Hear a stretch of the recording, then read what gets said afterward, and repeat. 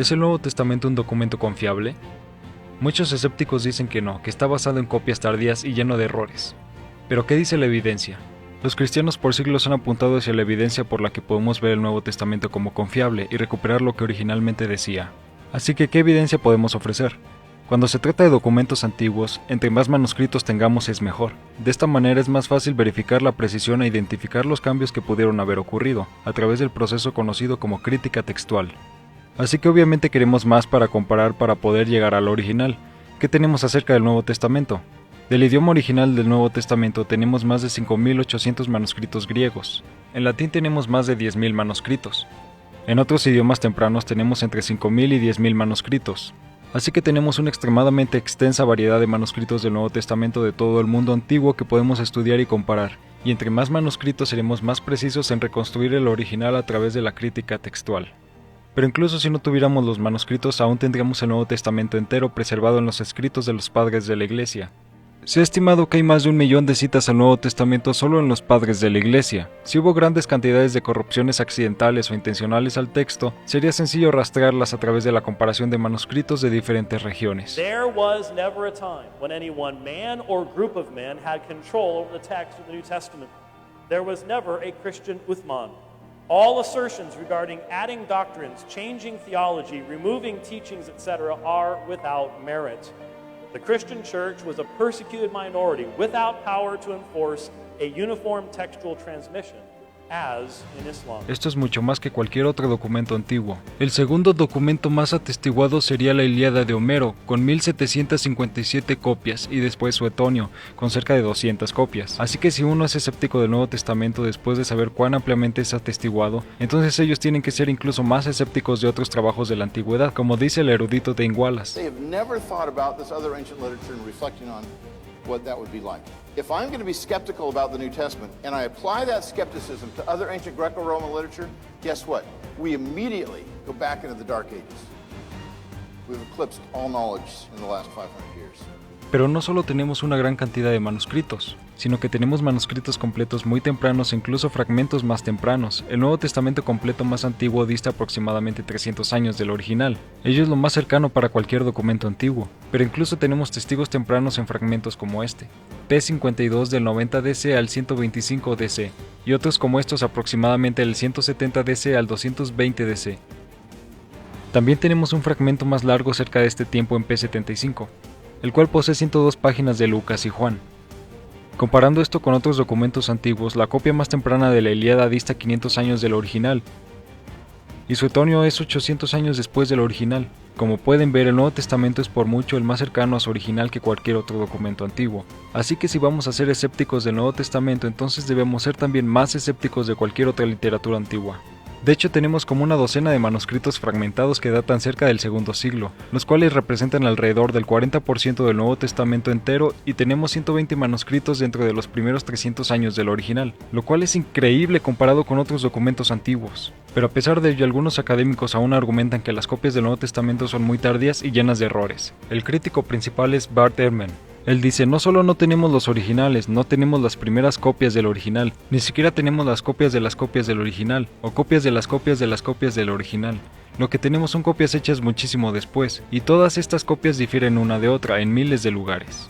Bueno, es extraño decir esto dada la evidencia que hemos discutido, así que dividamos esta objeción en dos partes para lidiar con cada una apropiadamente. La primera es que nuestros manuscritos más tempranos son extremadamente lejanos de los originales, ni siquiera son copias de las copias de las copias de los originales. Esto no tiene sentido considerando que nuestro fragmento más temprano data 70 años o menos desde el original, y otros fragmentos más extensos son alrededor de 150 años desde el original. Así que, ¿por qué estas no serían la primera o segunda generación de copias del original? Un manuscrito de papiro de uso público duraría en promedio más de 100 años. Tampoco hay razón para asumir que los originales o la primera generación de copias fuera copiada una vez y desechada o perdida. De hecho, Ehrman reconoce que un manuscrito puede ser una copia directa de unos 100 años previo a este. Every time somebody translates the Bible, they don't say, well, I've got to take this manuscript that I translated from and destroy that now. That's stupid. We don't do that. It's never been done in the history of the church. No hay razón para asumir que los originales fueron copiados solo una vez y después fueron olvidados o que los escribas solo tenían una copia de la cual obtenían el texto. De hecho, el padre de la iglesia Tertuliano incluso parece sugerir que los originales aún estaban en circulación cuando él escribía al final del segundo siglo. Así pues, si quieres ejercitar tu curiosidad en lo que toca a tu salvación, recorre las iglesias apostólicas en las que todavía en los mismos lugares tienen autoridad las mismas cátedras de los apóstoles. En ellas se leen todavía las cartas auténticas de ellos y en ellas resuena su voz y se conserva el recuerdo de su figura.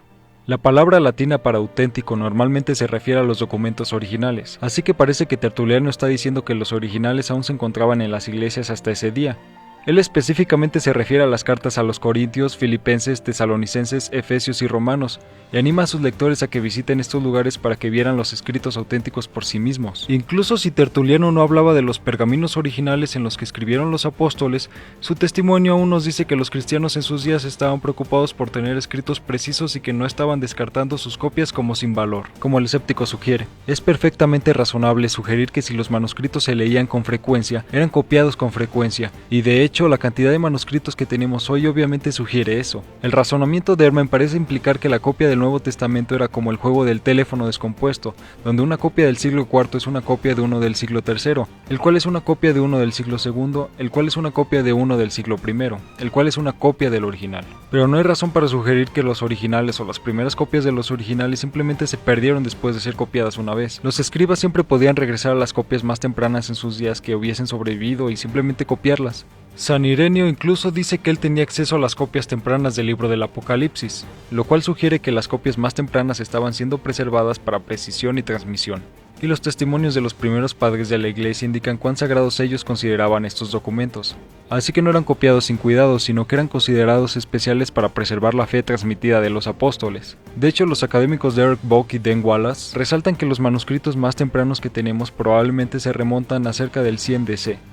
Dos de los manuscritos más antiguos que tenemos, Papiro 75 y el Codex Vaticanus, tienen una concordancia excepcionalmente fuerte, y son de los manuscritos con más precisión que existen actualmente. P75 es casi 125 años más antiguo que B, y sin embargo no es un ancestro de B, sino que B fue copiado de un ancestro de P75, ver el trabajo de C.L. Porter.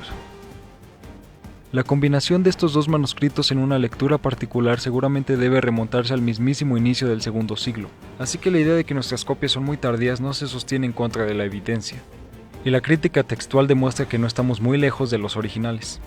Así que, ¿qué hay acerca de la segunda afirmación de Ehrman?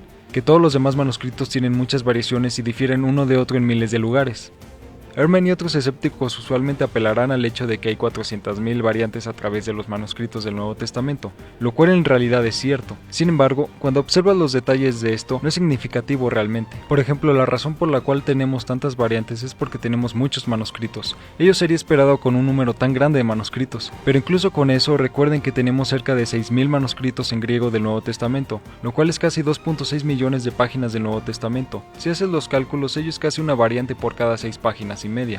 No son tantas. En segundo lugar, ¿qué clase de variantes son? 75% de ellas simplemente son errores de deletreo o escritura, los cuales no afectan el significado del texto. 15% de ellas son variaciones en sinónimos o transcripciones en el griego, las cuales ni siquiera pueden traducirse. Casi el 9% sí afectan el significado del texto, pero datan de fechas muy tardías y obviamente son resueltas examinando los manuscritos más tempranos. Luego, menos del 1% sí afecta el significado del texto, y es de los manuscritos tempranos. Pero ninguna de estas variantes en realidad desafían o atacan doctrinas cristianas esenciales, incluso como el mismo Bart Ehrman admite. La posición que defiendo en Misquoting Jesus en realidad no está en oposición con la posición del profesor Metzger, que las creencias cristianas esenciales no son afectadas por variantes textuales en la tradición de los manuscritos del Nuevo Testamento. This is the guy on whose works Muslims and atheists are basing their wild claims that the Orthodox have so corrupted the text that it must not have been Orthodox at all originally.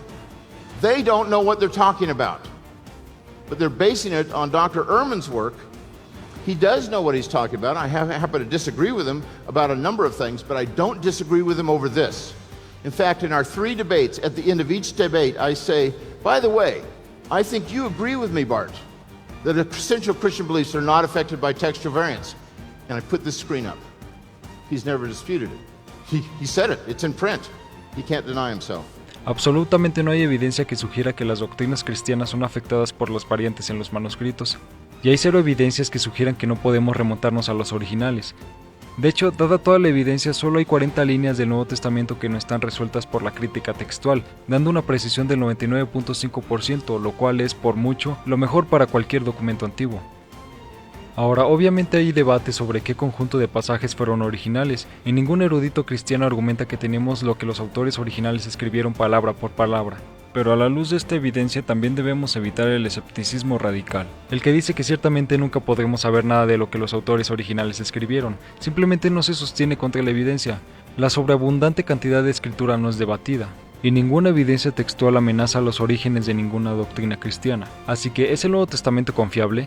La respuesta obvia es sí, y apenas hemos rascado superficialmente la evidencia. The onus is on the skeptic. The New Testament sets the standard in providing clear evidence of its trustworthiness. If that is not enough, is it possible the skeptic has set a standard that is unreasonable? And if so, why?